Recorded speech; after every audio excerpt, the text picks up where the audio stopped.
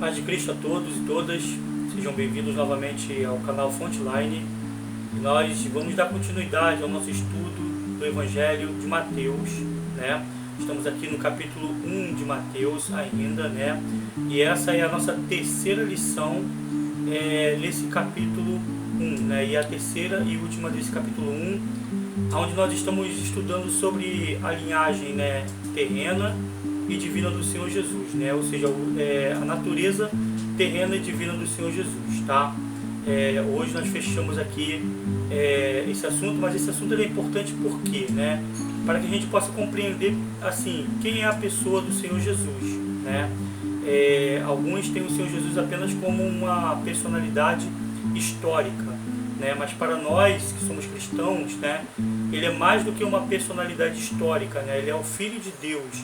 E nós queremos mostrar através da palavra de Deus que de fato é isso que o Senhor Jesus é, tá? Claro que a gente não vai compreender profundamente tudo sobre Deus, mas a gente vai buscar as referências que nos são permitidas através da palavra de Deus. E Mateus, quando escreveu esse evangelho, como dissemos no início, o que ele estava tentando fazer? Ele estava tentando provar que o Senhor Jesus era o próprio Deus, ok? Então hoje nesse vídeo nós vamos focar hoje sobre a natureza divina do Senhor Jesus, porque no vídeo anterior, né, nós focamos na natureza terrena do Senhor Jesus. Qual era o propósito do Senhor Jesus ter se tornado ser humano, né?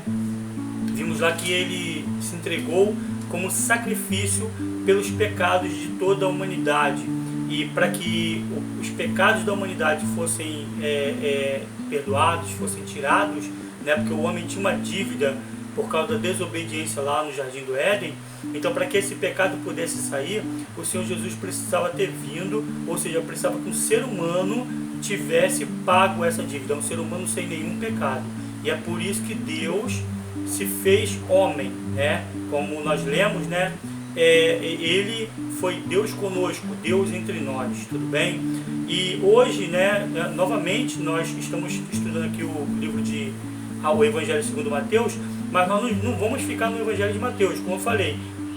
Quer compreender o que uma passagem na Bíblia fala, tem que ir em outros livros da Bíblia para poder ter o entendimento melhor, tá? Então hoje nós vamos para outros livros para entender a natureza divina do Senhor Jesus, tá? Então eu vou pedir que você abra a tua Bíblia aí, no Evangelho de João, capítulo 1, nós vamos ler do versículo 1 ao versículo 4, que nos dá um resumo sobre a natureza divina, né, do Senhor Jesus. Ou seja, quando eu falo de natureza divina do Senhor Jesus, eu estou falando sobre Jesus ser o próprio Deus, tudo bem? Então abra aí, João capítulo 1, versículo 1 ao 4, diz assim: No princípio era a palavra, e a palavra estava com Deus, e a palavra era Deus. Ele, a palavra, estava no início com Deus. Todas as coisas foram feitas através dele, e sem ele, nada do que existe teria sido feito. Nele estava a vida, e a vida era a luz dos homens. Então, o apóstolo João, que é considerado o apóstolo do amor, que era aquele que deitava a sua cabeça no peito de Jesus, e isso demonstra uma intimidade mais próxima com Jesus. Ele teve essa revelação divina de que o que havia, né, lá no início de todas as coisas, né? O que existia naquele início, né? Então ele diz que no princípio o que tinha? Existia a palavra de Deus, tá? E essa palavra de Deus, ela estava, né? A palavra estava com Deus, ela estava junto com Deus, e a palavra era Deus, ou seja, a palavra está dizendo, a palavra estava lá, Deus estava lá, e a palavra era o próprio Deus. E ele fala, ele, a palavra, estava no princípio com Deus. Todas as coisas foram feitas através dele, ou seja, todas as coisas foram feitas através da palavra. É o que a gente vê em Gênesis 1, né? Quando ele diz, né, haja luz, e ele vai mandando haver toda a criação, e tudo vai surgindo através da palavra de Deus, tá? Então, Ele está falando, todas as coisas foram feitas através dele. Dele quem? A palavra, né? Aí você vai dizer, mas a palavra não é feminino, por que dele a palavra? Porque essa palavra é o próprio Deus, tá? E diz, e sem ele quem? Sem a palavra, ou seja, sem ele, Deus que é a palavra, sem ele nada do que existe teria sido feito. Nele estava a vida. Então, quando você pergunta sobre a origem da vida, a Bíblia está te explicando que a origem da vida estava com Deus. Nele, versículo 4, nele estava a vida, e a vida era a luz dos homens, né? Então, no princípio de tudo existia a palavra, e a palavra estava com Deus, e a palavra era o próprio Deus, e sem essa palavra, ou seja, sem Deus, nada do que foi feito teria sido feito, ou seja, nada existiria sem Deus, nada teria sido realizado sem Deus, nada teria existido sem Deus, tá? Agora, como compreender melhor esses versículos? Existe algum lugar, Humberto, né, na Bíblia, você vai me perguntar, que possa me explicar um pouco melhor sobre isso? Porque esse João capítulo 1, verso 1 ao 4, ele está te falando a respeito do Senhor Jesus, que é a palavra. O Senhor Jesus, ele é a palavra encarnada, segundo todo o estudo do cristianismo, desde o primeiro século, na época dos apóstolos, e adentrando até hoje na história do cristianismo, é entendido que o Senhor Jesus, ele é a própria palavra. Mas para que você possa compreender um pouco melhor isso, vou pedir que você vá até Provérbios, capítulo 8, versículo 22. Nós vamos ler Provérbios do 8 ao 22, tá? E lá em Provérbios está escrito o quê? Está escrito assim: o Senhor me possui como fundamento do seu caminho. É o versículo 22. O Senhor me possui como fundamento do seu caminho, antes mesmo do princípio das suas obras mais antigas. Fui tomada ou fui formada desde a eternidade, desde a origem de tudo, antes de existir a terra.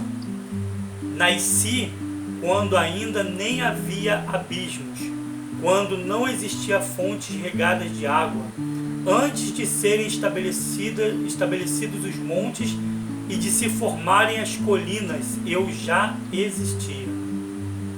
Tá? Então você está percebendo aí que ele está falando da existência. A palavra, né, está falando que já existia antes de tudo existir. Versículo 26. Ele ainda não havia formado a terra, e tampouco os campos, ou as partículas de poeira com as quais fez o mundo. Quando ele estabeleceu os céus, lá estava eu, diz o versículo 27. Quando delineou o horizonte sobre a superfície do abismo, quando fixou as nuvens em cima e estabeleceu as fontes do abismo, quando determinou as fronteiras do mar para que as águas não ultrapassassem seu ordenamento, quando assinalou as balizas dos alicerces da terra, então eu estava com ele e cooperei em tudo como seu arquiteto. Então presta atenção, esse Provérbios 8, até aí o versículo 30, quando a gente leu que ele diz que ele é o arquiteto de Deus, ele está mostrando, né, que o Senhor Jesus estava desde o princípio no seio do Pai, tá? O Senhor Jesus, sendo o próprio Deus, ele era considerado a sabedoria de Deus, a palavra, né? Por isso que João fala que nada do que foi feito poderia ser feito sem ele, sem a presença dele. Por quê? Porque ele faz parte dessa trindade, Deus Pai, Filho e Espírito Santo, tá? E esses três são um, como nós falamos, tudo bem? E aí, passando ainda adiante, né, o versículo, ele está falando, em tudo, né, cooperei como seu arquiteto, dia após dia tenho sido seu prazer, sempre me sentindo muito feliz ao seu lado. Versículo 31, regozijando-me com o mundo que ele criou e me alegrando com os seres humanos. Então, o Senhor Jesus, sendo a palavra e participando de toda a criação, ele se alegrou com a criação do mundo e ele se alegrou com o nascimento dos seres humanos e se alegra com os seres humanos até o dia de hoje. A única coisa que entristece a ele com relação ao ser humano é quando a imagem de Deus no ser humano está deturpada. Através do quê? através da prática dos pecados. A prática do pecado, na verdade, o que ela faz? Ela vai desfigurar a imagem de Deus que está em você, que Deus criou em você. Então isso é o que entristece ele. Mas quando o ser humano agrada a Deus e faz a vontade de Deus, ele se alegra com esses seres humanos, porque ele se alegra com toda a criação de Deus. O Senhor Jesus se alegra com toda a criação de Deus. Versículo 32. Aí dá uma recomendação para nós. Agora, pois, filhos meus, ouve-me atentamente, porquanto muito felizes serão os que guardarem os meus decretos, ou seja, os meus mandamentos, é o que ele está falando. Ouve o meu ensino e sereis sábios. Ouve o meu ensino e sereis sábios. Ou seja, ouvir não é só escutar, ouvir é obedecer. Tá? É o que ele está dizendo aqui. Não rejeiteis a minha instrução. Bem-aventurado todo aquele que me dá ouvidos, vigiando dia a dia a minha porta, aguardando com esperança as ombreiras da entrada da minha casa. Tá? Então, a pessoa vigiando, buscando fazer a vontade de Deus. Versículo 35. Porquanto toda pessoa que me encontra acha a vida e ganha o favor do Senhor. Então muita gente quer o favor de Deus, mas não quer agradá-lo. Mas ele está dizendo que toda pessoa que encontra ele, ou seja, quem é que encontra ele? São as pessoas que ouvem a palavra dele e obedecem. Tá? Então todo que encontra ele acha a vida e vai ganhar o favor do Senhor, vai ganhar a ajuda do Senhor. Versículo 36. Todavia aquele que se decide afastar-se de mim, a si mesmo se flagela. Todos os que me desprezam amam a morte. É o que diz esse versículo. Bom, então João, no capítulo 1, verso 1 ao 4, ele está mostrando que o verbo se fez carne em algumas versões bíblicas, né? E na versão aqui da King James que a gente está usando, ele fala claramente que esse verbo é a palavra, né? Então, a palavra ou o verbo se fez carne, se transformou ser humano e viveu entre nós, veio pagar por nossos pecados, veio entregar sua própria vida por nossos pecados, né? Para que a gente hoje viva em obediência a Deus, né? E aí o Provérbios, capítulo 8, versículo 22 a 36, mostra para nós esse momento em que o Senhor Jesus está na eternidade com o Pai, vendo a criação de Deus, vendo a formação de todas as coisas, vendo as colinas se formando, vendo o limite das águas sendo estabelecido, vendo toda a criação de Deus, inclusive vendo a criação do ser humano e se alegrando com Deus. Amém? Então, esses versículos, essas passagens bíblicas, elas estão mostrando para você que o Senhor Jesus, que veio aqui, que pregou o Evangelho, né, escolheu seus apóstolos e foi fazendo curas e milagres, ele é o próprio Deus. Ou seja, ele já conhecia todas as coisas. É por isso que as pessoas se surpreendiam com ele, porque ele conhecia o pensamento de cada homem, de cada pessoa, né? Por quê? Porque ele era o próprio Deus, ele era o Criador de todas as coisas, né, junto com o Pai. Está compreendendo? Então fica aí esses versos para você meditar sobre essa natureza divina do Senhor Jesus, tá? E aí no próximo vídeo nós vamos falar aí da continuidade ao Evangelho de Mateus, falando a respeito dessa obra. Agora você vai compreender perfeitamente a obra do Senhor Jesus, essa obra que foi feita, né, aqui na terra com o Senhor Jesus na forma de homem, mas sendo ele o próprio Deus que estava entre nós, ok? Vamos fazer uma oração para agradecer a Deus por essa direção, né? Quero deixar claro que a gente às vezes começa o vídeo aqui não fazendo uma oração, mas eu estou sempre orando antes desses vídeos, eu oro antes desses vídeos, né? Pedindo a Deus a direção, para que vocês possam ter a compreensão e entendimento, tudo bem? Então é necessário que vocês também façam essa oração antes de assistir o vídeo, né? E ao final nós podemos agradecer a Deus, porque quem dá todo esse conhecimento, toda essa sabedoria, e quem se deixa revelar é o Senhor Jesus para nós, ok? Então feche teus olhos em nome de Jesus. Senhor, nós queremos agradecer a Ti.